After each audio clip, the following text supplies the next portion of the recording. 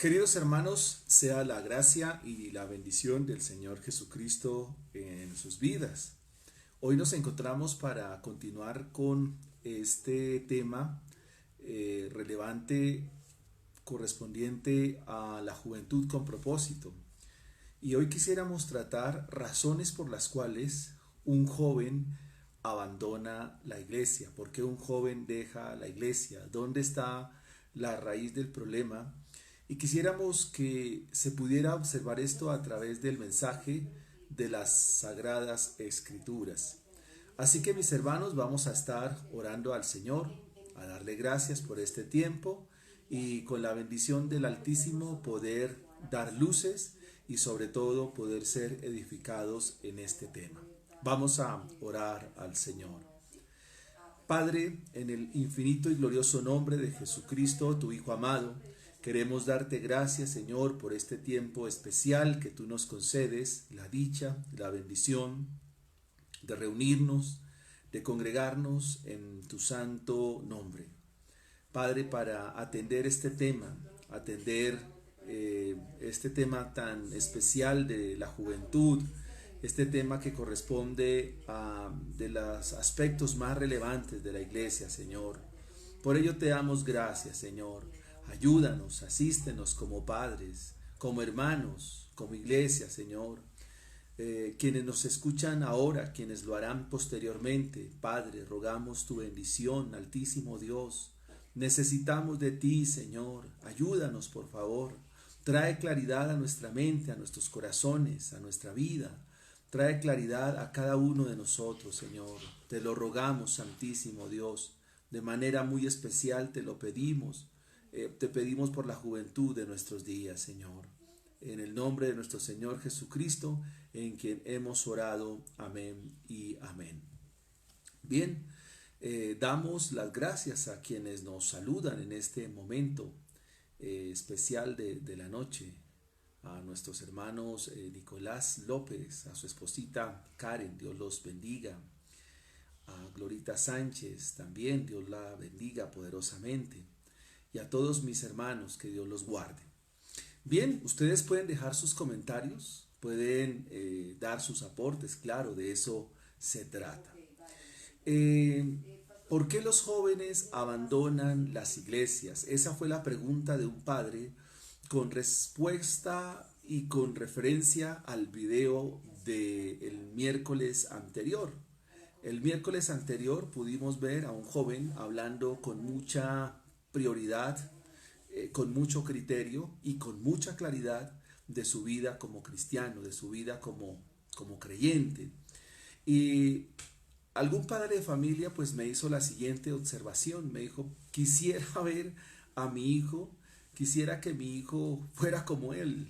Y eso nos lleva en la noche de hoy a pensar y a evaluar por qué un joven de nuestros días no habla con la suficiencia, con la claridad que lo hizo nuestro joven Samuel. Entonces, quisimos en la noche de hoy abordar este tema y tratar de dar claridad. Quisiéramos, por favor, que vayásemos al libro de Jueces en el capítulo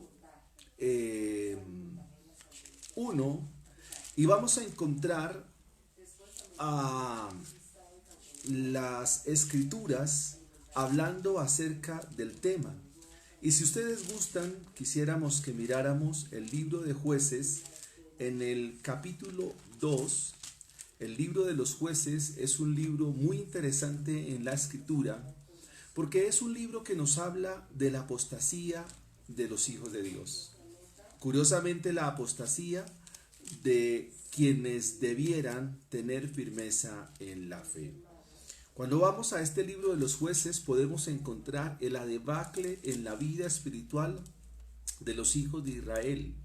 De hecho, las consecuencias de la desobediencia y las consecuencias de no vivir para Dios y no vivir para con Dios, pues son funestas en este libro de los Jueces. Jueces capítulo 2, versículo 10. Dice así, y leo el texto en favor de ustedes, mis hermanos. Un saludo a nuestra hermana Sandrita Castelblanco, un abrazo para nuestra hermana, seguramente para Caterín y demás. Dice entonces Jueces capítulo 2, versículo 10. Y toda aquella generación también fue reunida a sus padres. Y se levantó después de ellos otra generación, escúchese bien, que no conocía a Jehová ni la obra que él había hecho por Israel.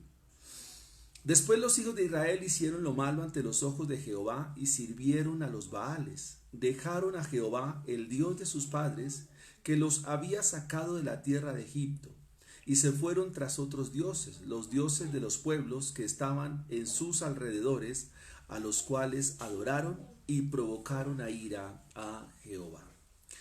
Encontramos en el texto la razón por la cual esta generación se levanta sin conocimiento de Dios. Esta generación que se levanta sin conocimiento del Dios Altísimo.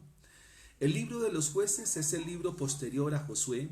Josué, cual líder militar y de manera amplia, nos muestra la conquista y posteriormente el repartimiento del territorio de Canaán a las tribus de Israel. Una vez les entrega el territorio, una vez les entrega a cada tribu, les hace el repartimiento, entonces quedan instalados allí en Canaán y quedan alrededor o inmersos o en medio de una cultura pagana, porque algunas tribus de por sí no sacaron al pueblo pagano, sino que más bien hicieron alianza y más bien hicieron estrategias y de alguna manera pudiéramos decir hicieron concesiones. Así que es de esta manera como el contexto histórico de Jueces nos ayuda a mirar en algo. No podemos profundizar en la noche de hoy porque no es la idea. Entonces la pregunta del padre de familia que es relevante es ¿por qué mi hijo no está en la iglesia? Y probablemente la de muchos padres es ¿por qué nuestros hijos no están en la iglesia? ¿Por qué un joven llega a esta edad, termina el colegio, luego va a la universidad y finalmente termina desistiendo de la vida cristiana? Por las escrituras yo encuentro que la primera razón radica en la firmeza de los padres. La primera razón radica en la firmeza de los padres. En nuestras iglesias, en nuestras congregaciones a nivel de Latinoamérica, los padres de familia no encuentran la razón y no encuentran el fundamento del por qué se debe estar y se debe congregar en la vida cristiana. ¿Por qué se debe asistir a la iglesia? Muchos padres de familia no tienen el convencimiento, no saben realmente para qué es la iglesia o por qué se dejó la iglesia. Los padres no estudian la palabra de Dios. Es decir, en los padres de nuestros días y en los días de los jueces no había el convencimiento pleno de lo que llamaríamos o lo que llamamos la suficiencia de las escrituras. Quiero darme a entender un poco más ampliamente y con mucho más detalle. En el libro de Deuteronomio, el Señor le hace el encargo expreso a Moisés para que le indique al pueblo que había que anunciarle las palabras de Dios. Es decir, que los hijos de Israel, la segunda generación que entraría a Canaán, es decir, los menores de 20 años, esta generación debía recibir la palabra del Señor. Los capítulos 5 y 6 del libro de Deuteronomio, el Señor hace un énfasis muy marcado a los padres de familia cuando les dice, y estas palabras las repetirás a tus hijos, las repetirás a los hijos de tus hijos, es decir, a los nietos, y las repetirás aún a la cuarta y quinta generación. Cuando te levantes, cuando vayas por el camino, cuando te acuestes, háblales mis palabras. Y esa es la razón por la cual ahora se nos muestra la consecuencia. ¿Y cuál es la consecuencia? Que esos que ingresaron a Canaán, esa generación de 20 años no conocía a Dios. Significa que los padres no hicieron la tarea con sus hijos. Y esa es la razón por la cual en nuestra idiosincrasia y nuestra manera cúltica y nuestra relación de iglesia se evidencia exactamente lo mismo. Lamentablemente, hermanos, amigos que nos escuchan, quienes lo harán posteriormente, tenemos en nuestra iglesia padres que no tienen claro las escrituras, no tienen claro los principios, no tienen claro los fundamentos de la Biblia, no tienen claro la vida cristiana. No saben por qué hay que estudiar la palabra. Quizás la estudian para enseñar a otros, pero no es la idea primaria. La idea primaria es que nosotros los padres nos instruimos y nos capacitamos para instruir a nuestros hijos. Muchos de nosotros capacitamos a otras personas, enseñamos, discipulamos a otros, pero muchas veces dejamos de lado a nuestros hijos. Los padres no estudian la palabra del Señor. Y esa es una razón de peso fundamental. Lamentablemente, cuando el joven llega a esta edad, ya no quiere saber nada de la iglesia, no quiere seguir las cosas de Dios. El evangelio, la vida cristiana, los hermanos, los sacramentos, les son distantes, les son lejanos. Y la raíz la encontramos primariamente en los padres de familia. Los padres de familia en el libro de Deuteronomio no hicieron la tarea, y aquí encontramos las consecuencias. Una generación apóstata, una generación negando de Dios, una generación distante de Dios y más bien enrolados, más bien llenos, atiborrados de la cultura y la sociedad de esos días. Es exactamente lo mismo que pasa en nuestros días.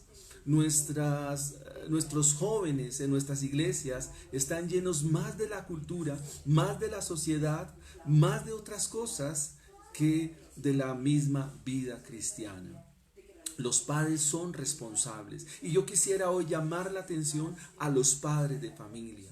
Si no hicieron la tarea, lamentablemente ya es demasiado tarde. Ya es demasiado tarde.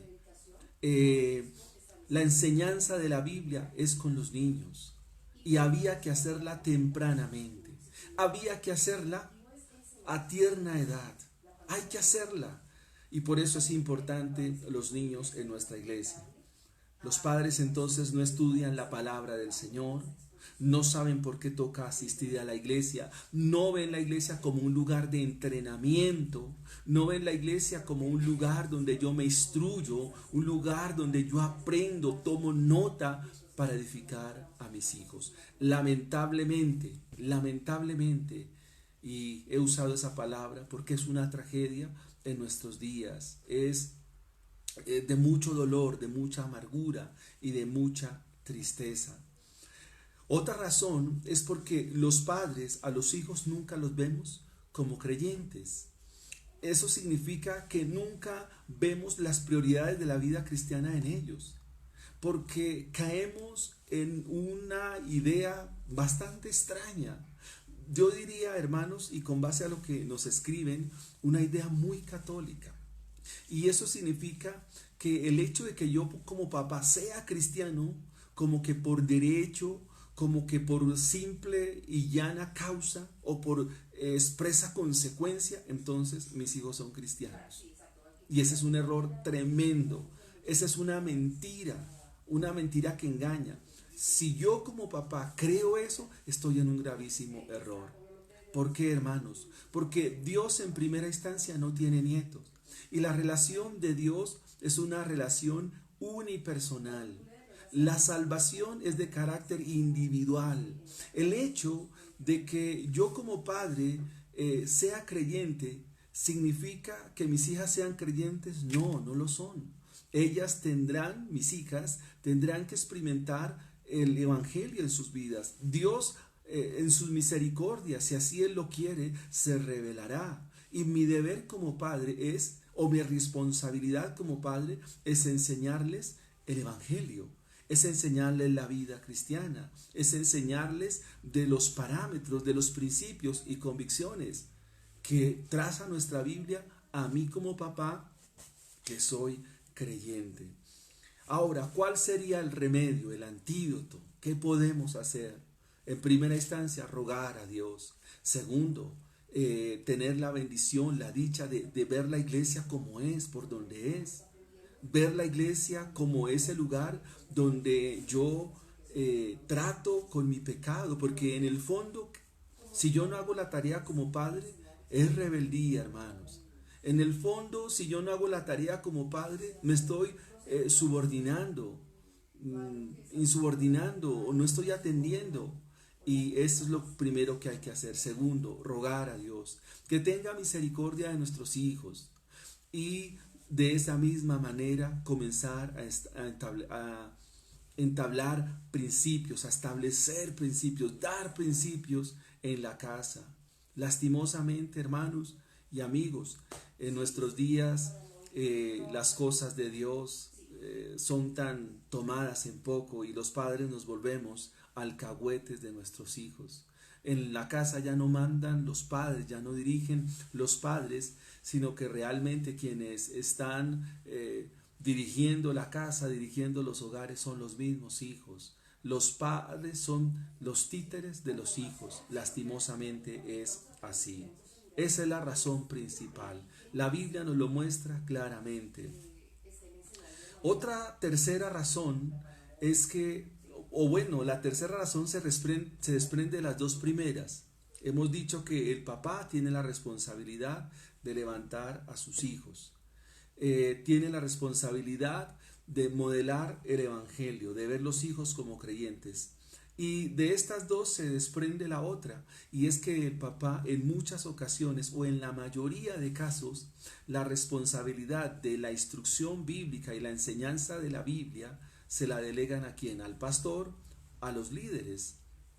Y de esta manera, pues como que se van lavando las manos, jugando las manos, y la responsabilidad queda para con los pastores o los líderes de la iglesia. Error tremendo. En la Inglaterra del siglo XVIII, siglo ya XIX, se arcó lo que se llamó la escuela dominical. Pero esa escuela dominical era para niños que no tenían papá y no tenían mamá. Eso significaba que a los niños había que instruirlos, pero porque no tenían un doliente o lo que llamaríamos en nuestros días un acudiente. Ellos eran sencillamente huérfanos y al no tener acudientes, pues la iglesia asumió con mucha bendición y con mucho propósito, asumió el rol de instruir a los hijos, de criar muchos de ellos en la enseñanza de la Biblia. Así es que nació la escuela dominical. Pero trágicamente en nuestros días, trágicamente en nuestros contextos, los padres de familia mandan los niños a la profesora de escuela dominical. Los padres dejan sus jóvenes al cuidado de los líderes de jóvenes, y entonces de esta manera, mis hermanos, pues vamos a tener la desdicha de que el trabajo se delega a otros que de pronto también no tienen las mismas convicciones. Así que la responsabilidad se va delegando y piensan que porque entonces llevaron los chicos a la iglesia, llevaron los niños a la iglesia, de esta manera ya son fieles creyentes, fieles cristianos. Muchas veces tenemos esta bendición de levantar hijos en la iglesia. Habrá excepciones, pero no siempre es la regla. Invertimos las cosas. De la excepción hicimos la regla y de la regla hicimos la excepción. Un padre nos pregunta acá, ¿qué hacer entonces con nuestros hijos? ¿Cómo ver realmente a nuestros hijos en la iglesia? Según entiendo la pregunta. Y la respuesta es muy sencilla para el padre de familia que nos escribe. Vea a sus hijos como creyentes. Nosotros a nuestros hijos en primera instancia no les enseñamos a orar, no les enseñamos a leer la Biblia, no les enseñamos a ofrendar, no les enseñamos a diezmar, no les enseñamos a tratar a los hermanos como hermanos. Y es de esta manera que vamos fracasando en nuestra vida como cristianos. A mis hijas, hablo de ellas como padre, yo las veo como creyentes. Deben asistir a la iglesia, deben orar, deben tratar a los hermanos como hermanos. Eso nos habla de tener una comunidad de fe y que cree al Evangelio. Acá se me pregunta, curiosamente, ¿de qué sirven los colegios cristianos? Porque una cuarta razón es la educación secular afecta el pensamiento de nuestros hijos como cristianos. Porque en la vida secular, en la vida del colegio, se hacen preguntas que ponen entredicho, ponen en tela de juicio el cristianismo y obviamente a Dios. La secularización de la educación, la vida humanística, el mundo que rodea al cristianismo es un mundo que no quiere saber de Dios. Estos días tenía la oportunidad de escribir algo que dijo un ateo, y este ateo dijo que en este mundo no hay cabida para un carpintero. Y entonces yo pude responder que el carpintero dice que en su reino tampoco hay cabida para los incrédulos. Entonces, importantísimo este planteamiento. En el colegio se les va a hablar de la evolución, se les va a hablar de Dios, o bueno, ese es un deísmo, y el deísmo es una forma de ateísmo disfrazado. Entonces se va a hablar de la creación como alguien que por consecuencia, por accidente, vinieron muchas cosas a la existencia y a partir de ahí el universo engrana como un reloj, camina solo, y entonces los jóvenes hacen muchas preguntas y ante esas preguntas no hay respuestas, y eso también pues es otra responsabilidad, porque evidentemente los pastores y líderes de la iglesia tienen que estar preparados y preparados en las disciplinas eclesiales, las disciplinas bíblicas que demanda tal liderazgo. Es decir, que un pastor debe ser un muy buen apologista, un pastor debe ser un muy buen consejero, y aparte de eso un pastor debe trabajar muy bien esta parte, debe conocerla y debe pues contraargumentar lo que Pedro nos dice en su segunda carta, que cuando alguien nos demande razón de nuestra fe, debemos contestar obviamente con mansedumbre y dar respuesta, atender a las preguntas que demanda la cultura, que demanda la sociedad y por supuesto las preguntas que demandan nuestros jóvenes.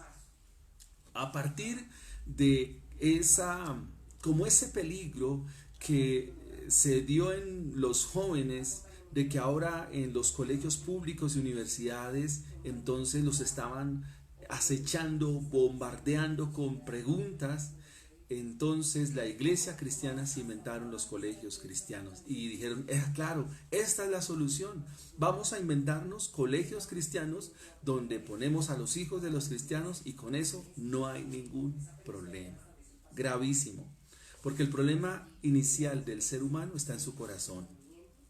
El problema del ser humano está en su corazón, en su naturaleza caída, pecaminosa, su naturaleza adámica, su depravación. El hombre es depravado por naturaleza. Así que si lo ponemos en una burbuja, entonces ahí van a haber problemas, porque el problema no está en la burbuja, el problema está en el corazón del joven. Y entonces la educación cristiana levantó bandera en nuestro país y en muchos lugares del mundo. Y pensando en este tema de la educación cristiana, pues lamentablemente lo que hoy en día se llaman colegios cristianos ya no son cristianos. Porque los padres, los padres ponen allí pensando que allí están bien, pero no. En los mismos colegios cristianos vemos exactamente las mismas conductas como si estuvieran en un colegio público, o sea, no hay ninguna diferencia. He sido docente de física y matemáticas en colegios cristianos y puedo decirles con experiencia vivida que los casos que en algunos colegios atendimos públicos eran exactamente los mismos que se atendían en los colegios cristianos. Así que es de esta manera como nosotros pretendemos, una vez más, lavarnos las manos. Esa es una razón equívoca. Otra razón que encontramos en los colegios cristianos es que no se predica el evangelio. Los colegios cristianos cayeron en la elitización de la educación.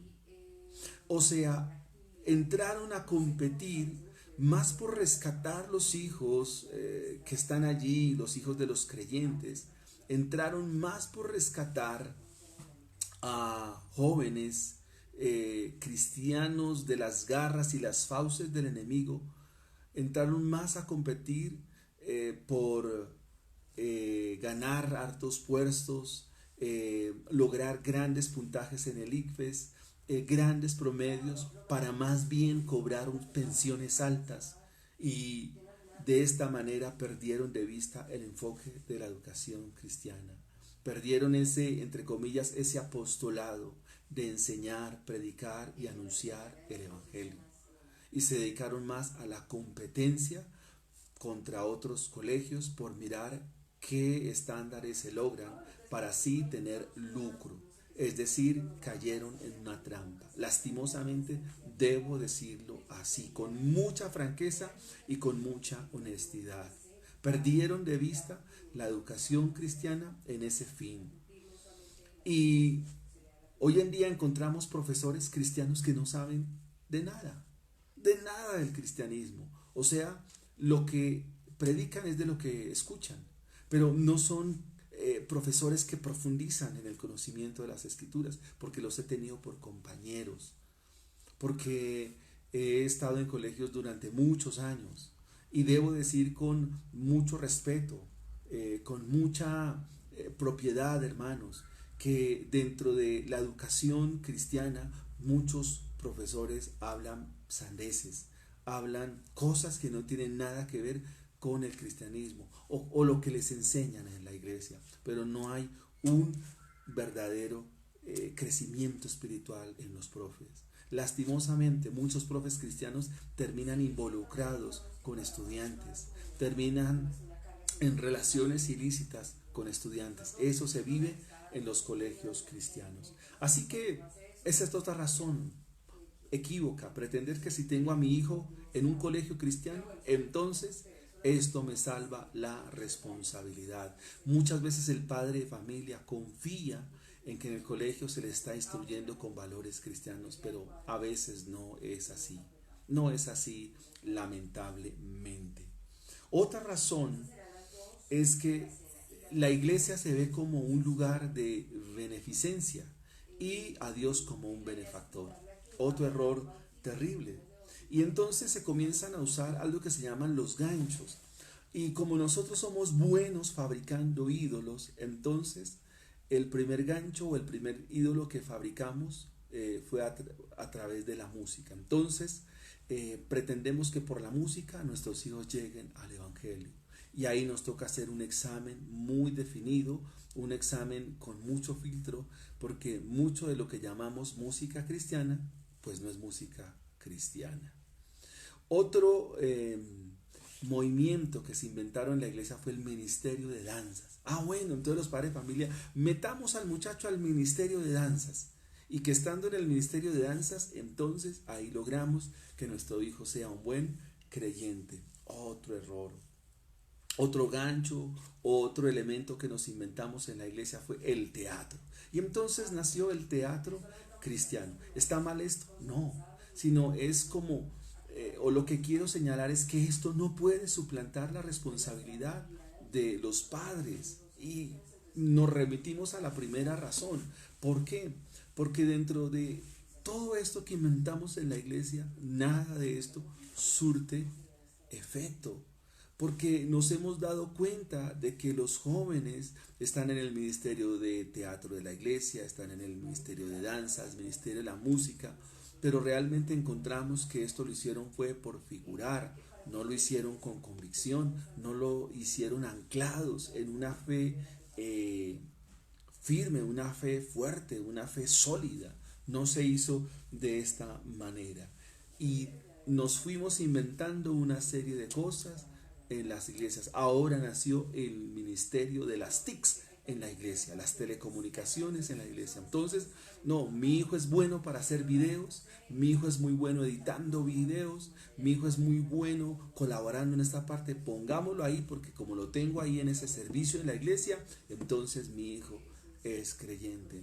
No dudo que Dios tenga misericordia y quizás en medio de todo eso obre el Señor, pero no es así, mis amados hermanos. No es así y no debe ser así. La iglesia del Señor es una iglesia que está para instruir, para enseñar. Y quisiera que miráramos algunos ejemplos en el Nuevo Testamento. En el Antiguo Testamento tenemos el libro de Daniel, un libro que nos muestra cómo Dios obró a través de los padres en los hijos. Y quisiéramos que miráramos la segunda carta a Timoteo en el capítulo 3, la segunda carta a Timoteo, cuando la Biblia nos dice allí en el versículo 16, o mejor, el 15, y quiero que prestemos atención a estas escrituras. Y que desde la niñez has sabido las sagradas escrituras, las cuales pueden hacer sabio para la salvación por la fe que es en Cristo Jesús. ¿Qué debemos hacer nosotros los padres? Nosotros los padres debemos enseñar a nuestros hijos en la niñez. Lastimosamente queremos resolver el problema ya cuando el joven tiene 20, 22 años, 23 años, demasiado tarde, muy tarde. He usado la palabra lastimosamente porque es una realidad, porque he tenido que lidiar con padres llorando, que no saben qué hacer con sus hijos, porque en vez de sus hijos ser buenos creyentes, aborrecen la vida cristiana, aborrecen las cosas de la iglesia y le refieren expresiones como papá, mamá, no me hablen más de eso. No me hablen más del evangelio, no hay convicciones. La mamá de este joven que se llama Timoteo, Eunice, y su abuela Loida se encargaron de instruir al joven Timoteo. Ahora Pablo le dice, y que desde la niñez ha sabido las sagradas escrituras. Es decir, que desde la niñez saben la Biblia. Ese era el trabajo que había que hacer allá en Deuteronomio, pero que no se hizo. Pero es el trabajo que debemos hacer ahora con nuestros niños, nuestra gran puesta en nuestra iglesia local, las cuales pueden hacerte sabio para la salvación por la fe que es en Cristo Jesús. No siempre que en la Biblia se habla de la salvación tiene que ver con la vida eterna. La salvación en este contexto tiene que ver con la salvación misma de la cultura, la salvación misma de ser salvos de la sociedad, ser salvos de la generación perversa y mala en la cual vivimos, ser salvos de la generación en la cual nos encontramos, ser salvos de la cultura de la cual nos rodea. Esto significa la salvación. Y Pablo dice entonces, desde la niñez has sabido las escrituras, las cuales pueden hacerte sabio para la salvación por la fe. El conocimiento de la Biblia es el conocimiento que radica en la fe. La palabra griega para fe es pistis, y esa palabra acompañada de un artículo pues me habla del conocimiento. Y le va a decir a Timoteo, pues Timoteo, toda la escritura es inspirada por Dios, útil para enseñar, para redarguir, para corregir, para instruir en justicia, a fin de que el hombre de Dios sea perfecto, enteramente preparado para toda buena obra. Finalmente, hermanos, debemos confiar también en la misericordia de Dios. También el Evangelio es esperanza, y si nuestros hijos ya nos han ganado buena parte de la vida, hay que confiar también en que Dios es poderoso.